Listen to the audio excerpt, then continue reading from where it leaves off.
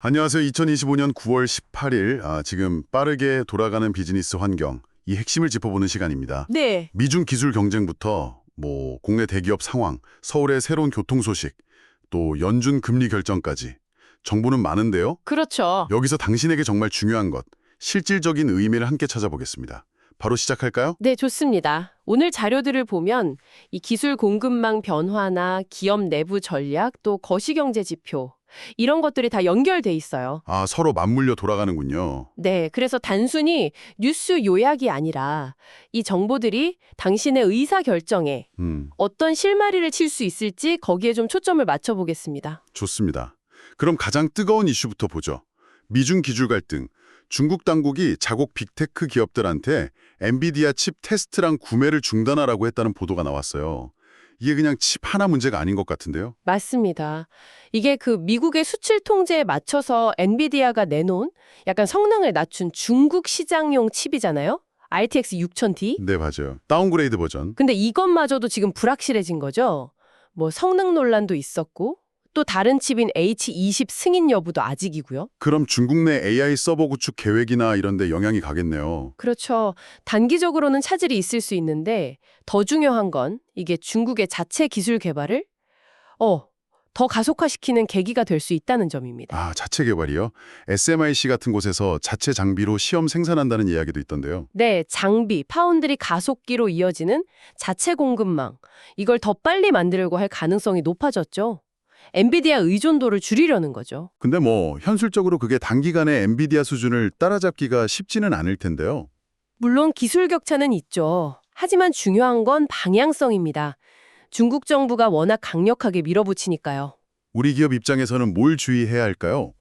일단 이런 공급망 변화 가능성, 그리고 또 미중 갈등이 계속되면 원달러 환율 변동성이 커지잖아요. 환율이요? 네. 그래서 해외 광고를 집행하거나 원자재 수입하는 기업들은 환리스크 관리가 더 중요해졌습니다. 이건 꼭 체크하셔야 합니다.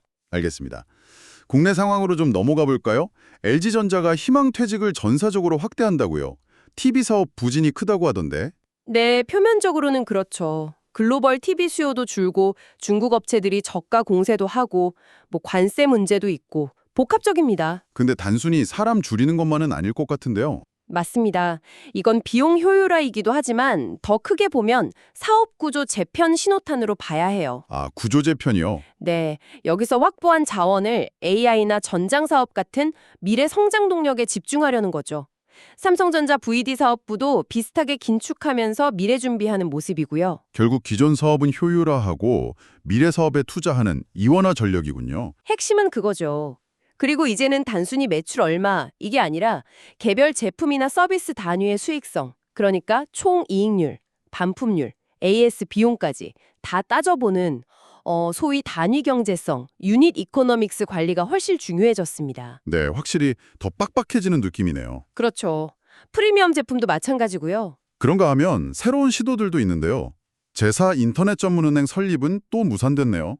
카카오뱅크, K뱅크, 토스뱅크 이 3강 체제가 계속 가겠군요. 네, 그럴 가능성이 높죠. 핀테크 기업들 입장에서는 은행 직접 만드는 것보다 기존 금융사랑 제휴하거나 서비스형 뱅킹, BAS 같은 걸 활용하는 게 더 현실적일 수 있다는 걸 보여줍니다. 한편 서울에서는 오늘부터 한강 리버버스가 운행을 시작했어요. 마곡에서 잠실까지 3,000원, 환승도 된다고 하고요. 네, 저도 봤습니다. 근데 편도로 127분 걸린다고 하더라고요. 와, 이 시간 넘게요. 그럼 출퇴근은 사실상 어렵겠는데요. 그렇죠. 시간만 보면 좀 그런데 이게 또 새로운 경험을 준다는 측면에서는 의미가 있을 수 있어요. 관광이나 여가 쪽으로요. 그런 쪽으로 특화될 수 있겠네요. 한강 주변으로 뭔가 새로운 마케팅 기회도 생길 수 있겠고요. 네, 브랜디드 컨텐츠 같은 것도 생각해 볼 수 있겠죠. 다만 부동산 쪽으로는 강남 3구랑 용산 토지거래 허가구역이 내년 말까지 연장됐으니까요. 이 지역 관련 사업이나 투자는 좀 길게 보셔야 합니다. 규제를 꼭 확인해야죠. 마지막으로 제일 중요한 소식일 수도 있겠네요. 미국 연준이 기준금리를 0.25%포인트 내렸습니다. 올해 첫 인하죠? 네, 드디어 내렸습니다. 연준은 고용시장 리스크 관리 차원이라고 설명을 했는데요. 기업들 입장에서는 숨통이 좀 트일까요? 네, 일단 자금 조달 비용 부담이 좀 줄어들 수 있죠. 뭐 재고 금융 이자라든지 리스 비용 같은 것들이요. 긍정적인 신호입니다. 아까 말씀하신 그 단위 경제성 점검할 때도 영향이 있겠네요. 그렇죠. 금리가 낮아졌으니까 여러 효율 지표들을 다시 한번 점검해 볼 필요가 있습니다. 마케팅 예산이나 투자 집행할 때 좀 더 확신을 가질 수 있는 근거가 생긴 셈이죠. 금리 인하하면 보통 달러 약세 이야기가 나오잖아요. 이론적으로는 그렇죠. 달러가 약해지면 수입 원가 부담 줄고 수출 기업은 가격 경쟁력 생기고요. 그런데요? 근데 변수가 많습니다. 여전히 미중 갈등이라든지 뭐 예상 못한 글로벌 이슈가 터지면 다시 달러 강세로 갈 수도 있거든요. 아, 항상 대비는 해야 하는군요. 네, 환율 변동성 대비는 계속 중요합니다. 자, 오늘 정말 다양한 소식들을 짚어봤는데요. 정리를 좀 해보면 첫째, 역시 리스크 관리가 핵심이네요. 특히 미중 관계 변화 잘 보면서 플랜 B를 준비해야 하고요. 네, 맞습니다. 둘째, 금리 인하 같은 거시 환경 변화에 맞춰서 단일 경제선을 다시 따져보고 예산을 효율적으로 써야 한다는 점. 그렇죠. 마지막으로 한강 리버퍼스처럼 새로운 경황 가치에 주목하고 규제 환경 변화도 잘 고려해서 사업 타이밍을 잡아야 한다는 것. 이렇게 정리할 수 있겠네요. 네, 정확합니다.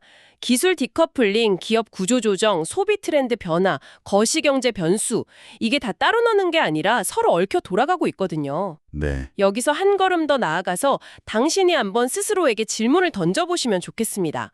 이런 변화들이 앞으로 1년 동안 내가 속한 산업의 경쟁 구도를 어떻게 바꿀까? 나는 여기서 어떤 기회를 잡고 또 어떤 위협에 대비해야 할까? 이 질문이요. 아, 정말 중요한 질문이네요. 오늘 내용 곱씹어 보면서 각자 답을 찾아보는 시간이 필요할 것 같습니다. 오늘 말씀 감사합니다. 네, 감사합니다.